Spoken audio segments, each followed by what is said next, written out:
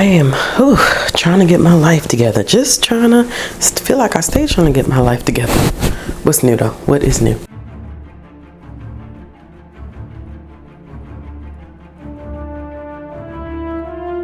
Hey y'all, welcome to the realm of comics. I'm Ashley. Welcome back. If you've already been here, welcome. If you've never seen one of these videos, here at the realm of comics, we talk everything that is comics, graphic novels, and manga. And today I'm going to be doing something a little different. So Bree is the encouragement and the inspiration behind a lot of the stuff that happens on this channel, like seriously, all the time. And so listen, I'm always gonna give Bree a shout out when it comes up to these marvelous ideas or just different things that she's like, Ashley, what if you know, I would love to see if you da-da-da-da. And so she low-key kind of pushes me to do certain things and I'm like, I don't know. And then I'm like, actually, no, that's a really, really good idea. I'm gonna do it. So Bree had asked me like if I would come up with like my most anticipated releases for comics or graphic novels or manga throughout the month. And I thought that list would be kind of daunting. I'm not sure how I'm going to do trades or if I'm interested in manga that's coming out. I may do trades and manga as one like thing that I do at the beginning of the month, but for comics it's a little different. So comics that I read are typically released issue by issue, once or twice a week, depending upon the release days. And so it's a lot that comes out during a week. So instead of me going through everything that's coming out, because I'm not reading everything that's coming out, I thought it would be good that on Wednesdays, which this video is going to go up on a Wednesday, I will be talking about 5 of the newly released comics that I'm excited to pick up and read. And so I use a website called League of Comics, which I will link down below. They update their website every single week to tell you what's coming out from every single publisher, whether that is Marvel, DC, Image, Dark Horse, Boom Studios, some of the smaller, more independent whether that's some of the smaller, more independent comic publishers. They have a full list. And when you look at these lists, you can tell what I mean when I say like it's a lot. It's a whole lot. And so today I'm going to be talking about 5 that are going to be releasing today. So all of these should be out today. Some of these I have read as trades, I believe. Some of these are first issues that I'm excited for. And some of these I've actually never heard of before. So we are going to start off with DC versus Vampires. Now, let's be honest. There is a name attached to the series that I absolutely love. And if you know me, you know exactly what that name is. Of course, that is James Tynion IV. So this is a limited series. I believe it's only going to be 12 issues. The 10th issue actually releases today. I have not had the opportunity to pick up the first issue, but I am putting this on the top 5 because I actually plan on reading the first issue sometime this week. And I feel like I'm going to enjoy it because it's none other than James Tynion IV. I mean, there's nothing that he has done that I have not enjoyed, maybe some more than others, but for the most part, I love everything, so this would be no exception. This series specifically focuses on the Justice League, and the premises or the idea and concept behind this is that the Justice League has fought every type of being, from aliens to human threats. But what if there was a threat that has always been present on Earth and it's been hidden in the shadows and in the dark? So we're talking clearly about vampires. I am ultra excited to pick this one up. I think the cover art is absolutely gorgeous. I'm really interested in seeing how the story is going to be told. I believe the first issue is already available on the DC Infinite Universe app, which I do have. I have that and the Marvel app, and so I definitely will be checking those out soon. But if you're a fan of James Tynion, it's still October, you're looking for something a little spooky, then I would recommend probably trying the series out. I know that I'm excited to read it, and listen, James Tynion can do no, I don't care what anybody says. Argue with your mama, don't argue with me. James Tynion cannot do anything wrong, okay? Nothing wrong. The next one on this list is another James Tynion title. James Tynion is very present in this top 5, and you're gonna see his name be brought up in another one. Even though he did not write this, there's a reason why he's gonna be attached to this in some way. But the 10th issue of House of Slaughter releases today, and I am very, very, very excited for this. I was going to hold off on waiting for the trade to come out. If you did not know, Bree and I ended up reading how did we do this? We read the first 4 volumes of the series Something is Killing the Children, and then we decided to also add in House of Slaughter. House of Slaughter literally broke me. I loved it. It was beautifully done. No surprise, it's James Tynion. Like, this man is just heaven. So House of Slaughter focuses on a character from the main series. It's kind of low-key a spinoff, and through House of Slaughter we get to know a lot more about literally the House of Slaughter in this world that we are introduced to in the first volume, where we meet Erica Slaughter and these creatures that are inevitably killing children.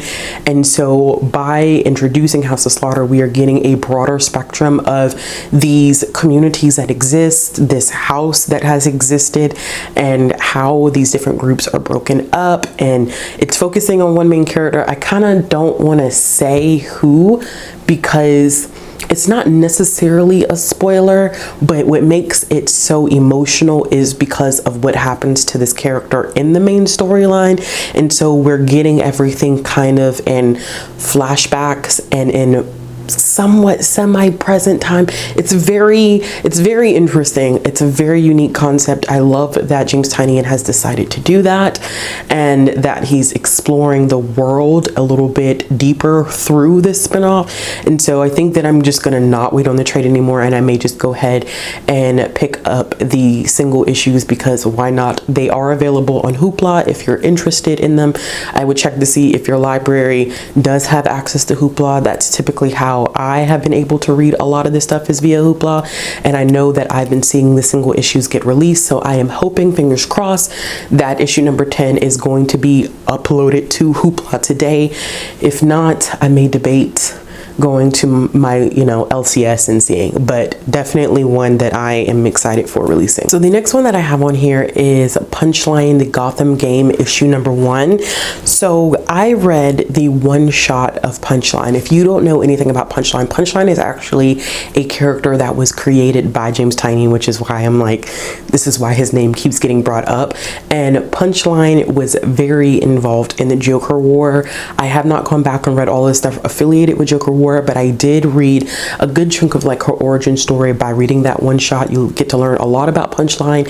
She, to me, is in some ways kind of like a fill-in for Harley Quinn, because Harley Quinn in Future State has become this very morally gray character, and not necessarily the villain that she has always been in the past with comics, which I am still kind of on the fence about that, because Harley Quinn is one of my favorite DC characters, and I don't really like always like the direction that they've taken her character in.